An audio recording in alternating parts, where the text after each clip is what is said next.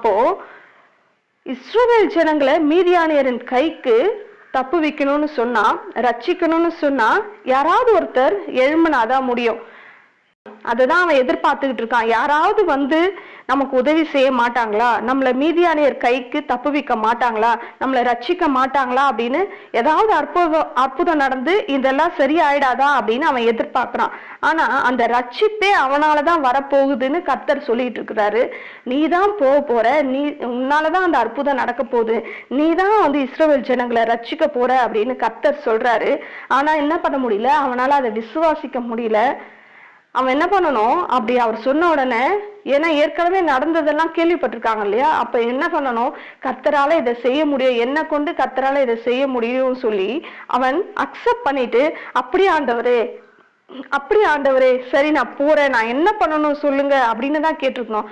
அதுக்கு பதிலா என்ன சொல்றான்,